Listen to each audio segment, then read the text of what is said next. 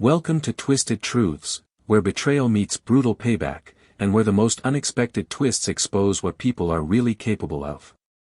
This story isn't just shocking, it's personal. My name is Alphonse Carter.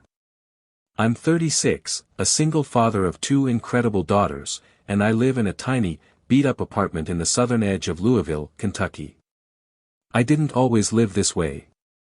I was born into wealth, prestige, and the Carter family name, once respected across Kentucky for its thoroughbred racing empire. But I gave it all up when I chose love over legacy. And that love? It left me 2 years ago, suitcase in hand, chasing security with another man who had deeper pockets. Now it's just me, Lily, 10, and Sophie, 6.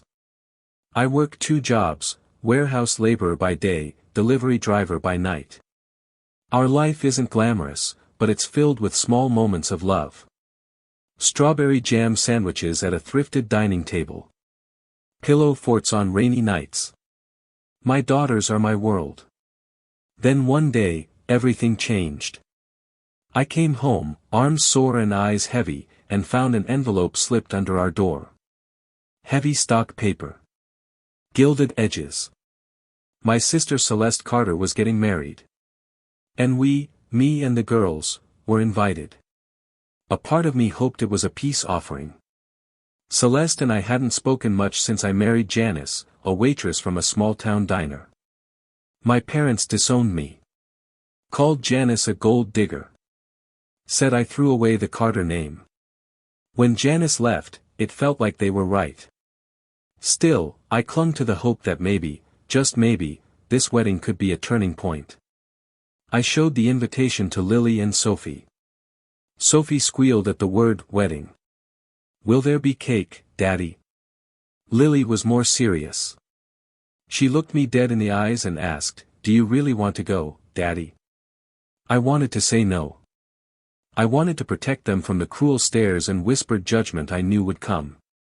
But I lied. I said it'd be fun. That there'd be dancing and music and a chance to see their family. I didn't tell them I was hoping, begging, for acceptance. We went shopping at a discount outlet. Sophie picked a pink dress with little sequins. Lily chose navy blue, simple but elegant.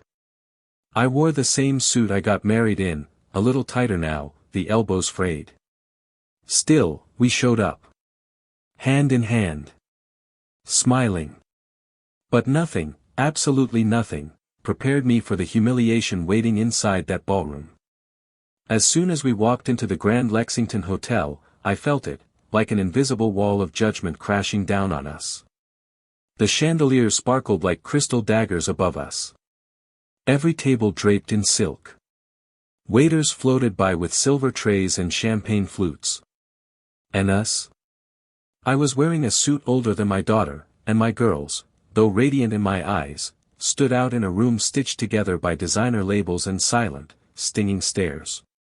We were guided, no, steered, to a table near the exit, right beside the kitchen door. I didn't need a seating chart to realize what it meant. It was exile, but with linen napkins. Daddy, do we sit here? Sophie asked, pointing at the chair. Yeah, sweetie, I said, smiling. It's perfect. It wasn't. But I needed her to believe it was. The room buzzed with laughter and warmth, but not for us. I saw my father, Charles Carter, standing near the head table, arms crossed, face like stone. My mother, Eileen, sipped from a wine glass, her cold, calculating gaze gliding right past me. She didn't wave. Neither did Celeste. I had brought my girls here hoping they'd be welcomed, maybe even doted on. But all I saw were turned backs. And still, I smiled. For them. The ceremony began, full of pomp and polished smiles. Celeste was stunning, every bit the socialite bride. Her groom, Harrison Bradford III, was the walking embodiment of generational wealth. Perfect teeth. Harvard smile. Cold hands, probably. When they ascended the stage, the applause was thunderous. I clapped too, because Lily was watching. And then it happened. Celeste's voice rang through the room, sweet as sugar but sharp as broken glass. "Family is everything," she said. "And I'm so lucky to be surrounded by those who've always lifted me up. Even my dear brother, Alphonse, is here tonight with his children." Her eyes found me in the shadows. The smile didn't reach her eyes. "Alphonse," she continued, "your story is inspirational. A single father. Working, how many jobs now? 2. Just to make ends meet. You remind us all that love, even after being abandoned, still survives. I mean, look at you." The room laughed. "Not with me. At me." My mother stood up, took the mic like she was accepting an Oscar. "Yes, let's all recognize Alphonse for sacrificing everything. His inheritance. His dignity. All for a waitress who left him for a banker. But he's still here, bless his heart." I couldn't breathe. Lily grabbed my hand. Her fingers were trembling. Sophie looked up at me, confused. "Daddy, why are they saying those things?" I wanted to run. I wanted to grab my girls and disappear. But I froze. I hadn't come here to be shamed. I came here to give my daughters a memory. A moment of belonging. Instead, they were watching me get torn apart like a joke on stage. I whispered, "Let's go." But before I could stand, Lily did something I'll never forget. She let go of my hand. Walked to the nearest mic, pulled it down with her tiny fingers. Her voice rang out, soft but steady. "Uncle Harrison, the baby in Aunt Celeste's tummy, isn't yours." The room went silent. I didn't even process her words at first. Not really. It felt like time stopped. Celeste's face turned white. Harrison looked like someone had slapped him. Gasps filled the air. Then Lily spoke again. I heard her crying in Grandma's room. She said she made a mistake and that the baby is someone else's, but Grandma told her not to tell you because it would ruin everything. I couldn't speak. I couldn't move. My daughter, my 10-year-old daughter, had just cracked open the Carter dynasty with one truth. And all I could do was sit there, stunned, while the walls started to fall.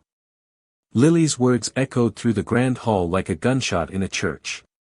Everything stopped. The violins, the clinking of glasses, the waiter's mid-step, it was as if the entire room had been placed on mute, the only sound remaining was the thudding of my heart in my ears. Celeste staggered back, clutching her stomach as if the truth physically struck her. Harrison, once composed and regal, just stood there, pale and stunned, his jaw tight, eyes locked on Celeste as if searching for confirmation. Or denial. Or anything. "Lily," Celeste gasped, her voice shaking, "that's not true.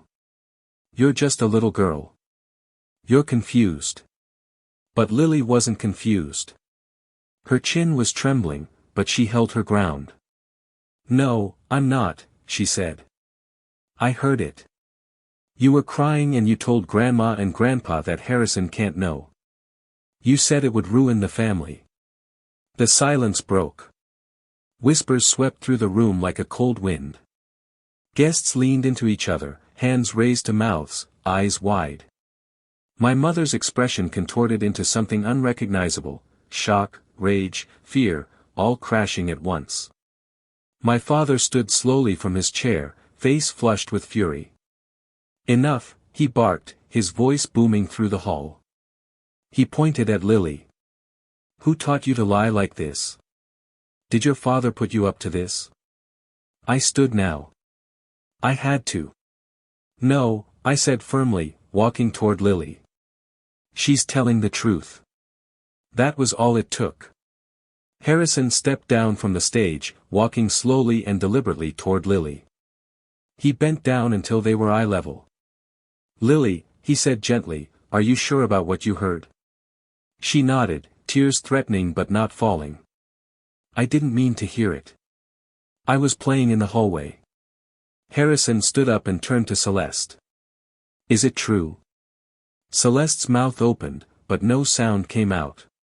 Her hands trembled. The perfect bride, the darling of our family, the crown jewel of this whole event, was crumbling in real time. No. I mean, it was just. I was upset, she stammered, desperate. You lied to me, Harrison said, his voice flat and hard. You let me believe I was building a family. With you. With our child. He turned to the guests. I'm canceling the reception. Now. That single sentence set off chaos. Gasps. Shouts. Movement everywhere. People rising from their seats, confused and scandalized. My mother rushed towards Celeste, trying to calm her, but Celeste collapsed on the stage in tears. My father stormed over to me, his face twisted with rage. You think this is revenge, he hissed. You let your child destroy her aunt's life in front of all these people. I didn't let her do anything, I said, standing tall. She told the truth. Something none of you seem to care about anymore. My mother looked at me like I was filth. You're proud of this? You've turned your child into a weapon. No, I said. She's just braver than all of you combined. The guests began filing out, many avoiding eye contact, others whispering behind cupped hands. Some looked at me with pity. A few, with respect. As I led Lily and Sophie out, Harrison passed by. He stopped briefly and looked me in the eyes. There was no contempt there, only something like understanding. Your daughter, he said quietly, has more integrity than this entire family. And then he was gone. We stepped into the lobby. The cool air hit my face like a release. Sophie clung to my hand, confused and sleepy. Lily was quiet, her hands clenched at her sides. I looked down at her. You okay? I asked. She looked up at me and whispered, I didn't want them to laugh at you, Daddy. I just wanted them to stop. My throat closed. I crouched down and pulled her into my arms. You were amazing, Lily. You were brave. I'm proud of you. She nodded, burying her face into my shoulder. I wanted to help. You did more than that, I said softly. You told the truth, even when it was hard. As we walked to the truck, I could still hear the distant voices inside. My mother yelling. My father trying to control the narrative. Celeste sobbing. The whole Carter dynasty cracking at the seams. And in the middle of it all, it wasn't me who'd brought it down. It was a little girl in a navy blue dress with a heart too pure to carry a lie. The drive back to Louisville was silent. Not because we didn't have anything to say, there was just too much. Sophie fell asleep with her head resting on Lily's lap. Lily sat quietly, eyes focused out the window. Her fingers gently brushed through her sister's hair like she was grounding herself in the only certainty she knew. I glanced at Lily through the rearview mirror. That tiny girl, who had just cracked my family's perfect image in front of 200 people, had no idea what she'd done. Or maybe, she did. When we got home, I tucked Sophie in, then sat on the couch beside Lily. She hugged a pillow to her chest. Did I do something wrong? She asked quietly. No, I said, placing my hand on hers. You did something honest. And that's rare in our family. She nodded but didn't smile. She knew what was coming next, even if she didn't have the words for it. The backlash. The silence. The storm behind it. And it didn't take long to arrive. The next morning, I woke up to dozens of missed calls. Voicemails from my father, my mother, even a cousin I hadn't heard from in 10 years. The video, Lily's moment at the mic, had gone viral. Some guest had filmed it and posted it to social media. Overnight, our family's shame was trending. Most of the comments applauded Lily's courage. Some labeled my parents as liars, manipulators. Others called out the toxic obsession with reputation and image. Strangers from across the state began DMing me, thanking me for raising such a brave child. One message hit me hardest. You didn't just raise a daughter. You raised a truth teller. And that scares the people who built their lives on lies. That's when I knew. I couldn't let them bury us again. I had spent a decade living in the shadows of their rejection, ashamed, exhausted, forgotten. But now. They had mocked me. Mocked my daughters.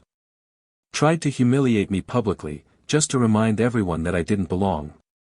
They wanted me invisible. But Lily made me seen. And now it was time to reclaim what they never thought I deserved. That week, I sat down and made a list. Not a list of revenge, exactly. But a list of truths they tried to bury. And how I could finally bring them to light. The trust fund my grandfather set up for me that vanished mysteriously after I married Janice. The family property in Louisville my father transferred to Celeste for tax reasons. The donation I made to the family foundation, $50,000, right before I was officially disowned. And most of all, the letters Janice told me she received from my mother, begging her to leave me. Offering money. I had never believed Janice at the time. But now. Now I wondered what else I'd missed. So I started digging. First, I went to an old college friend of mine, Marcus, who'd become a lawyer.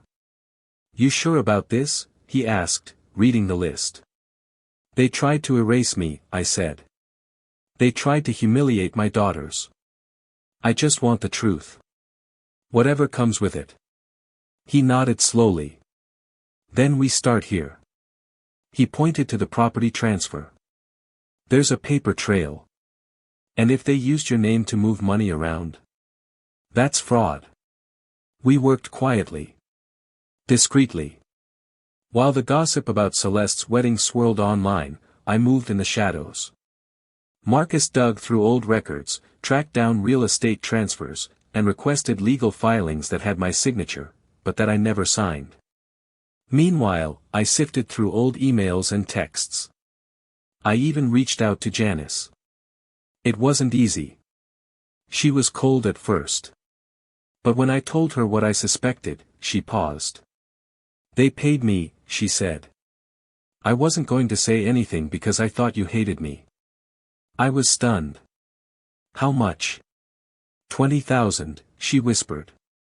Your mother said if I left you before the girls turned 5, they'd guarantee me support, so long as I kept it quiet. My mouth went dry. Did you take it? She nodded. But I gave it back after a year. I told your mother I couldn't live with the lie.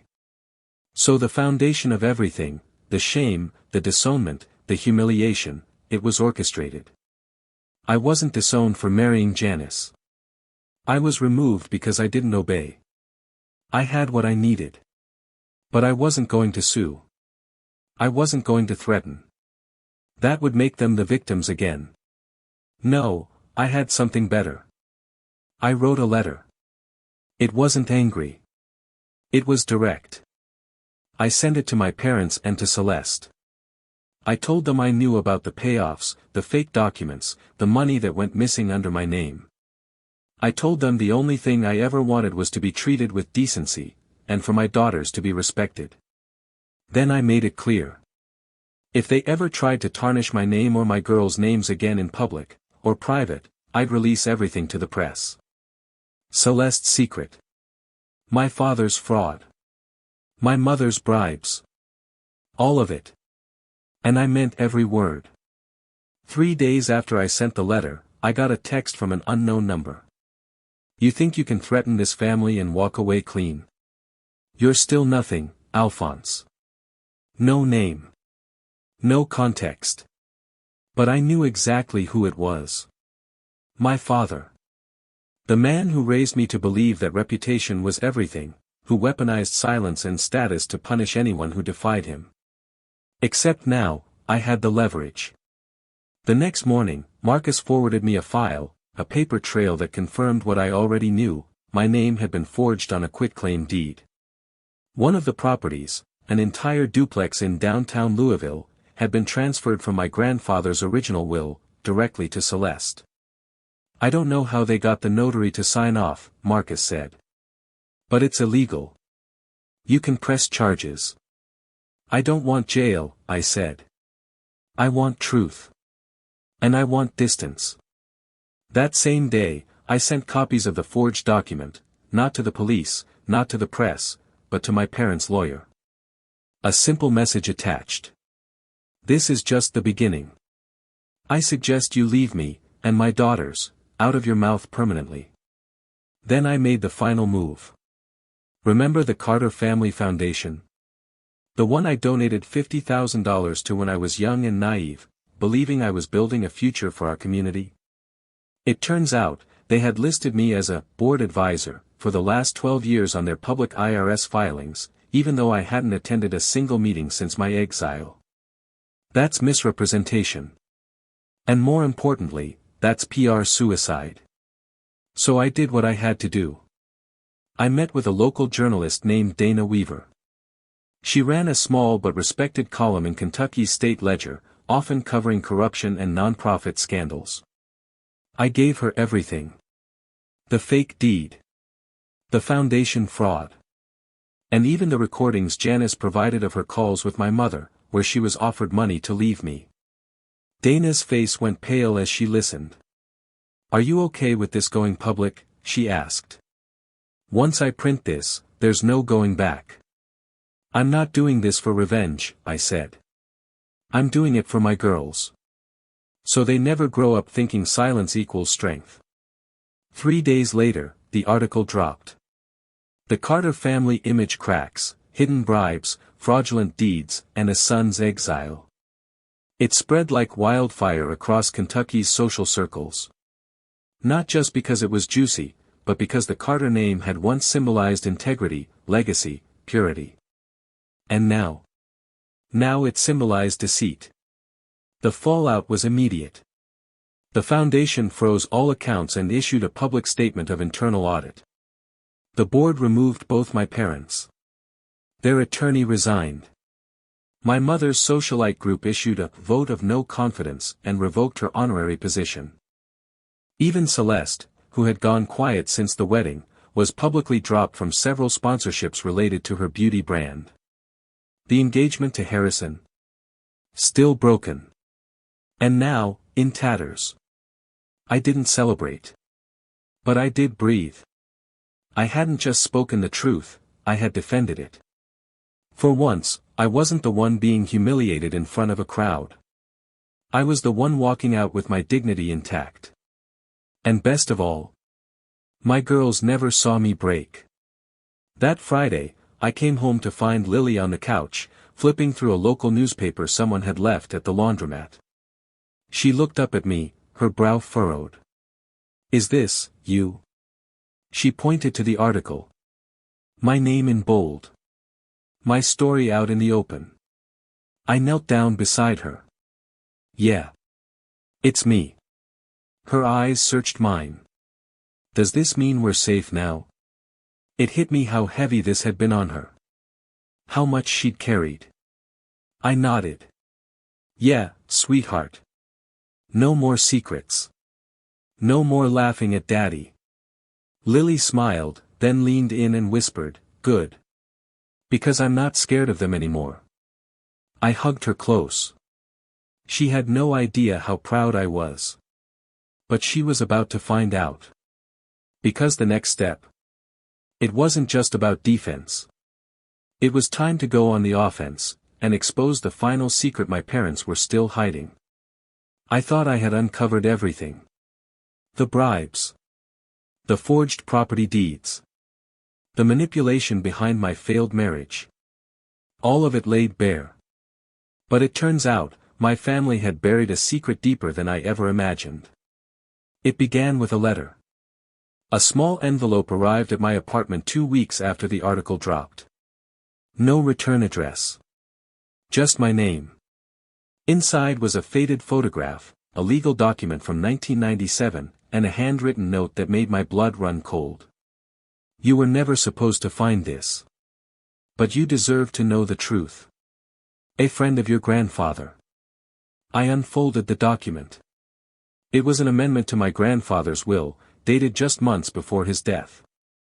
It clearly stated, in the event of my passing, the controlling interest of Carter Racing and Estates shall pass to my firstborn grandson, Alphonse Carter, upon his 35th birthday.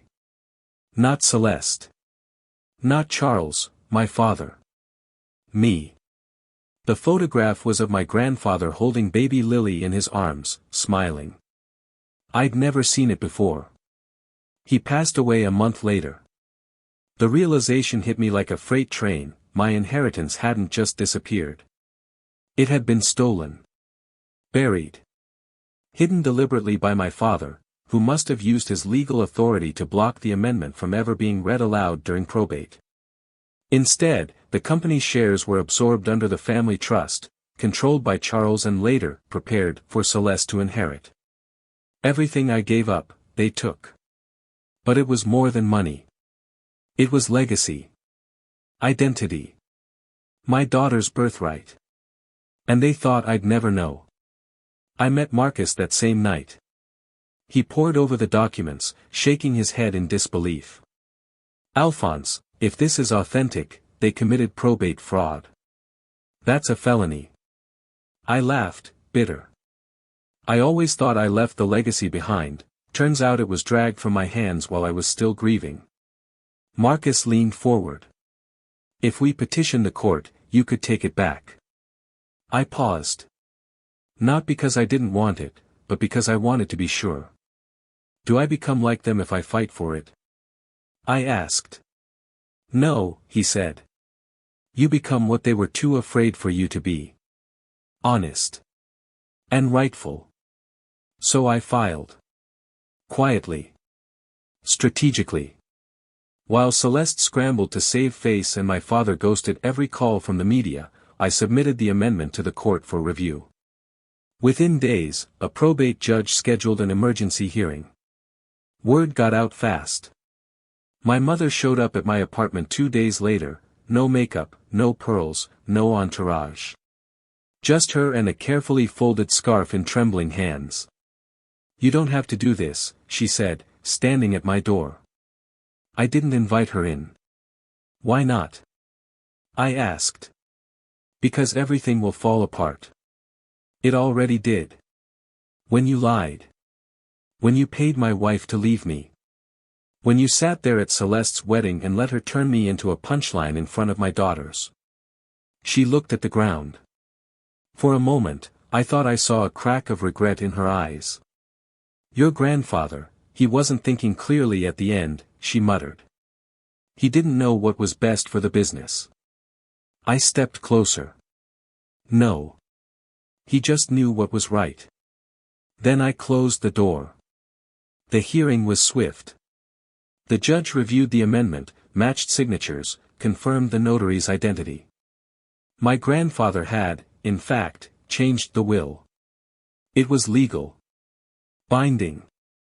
By law, I now held controlling interest in Carter Racing and Estates. The media ran with it. Disinherited son reclaims Carter Empire.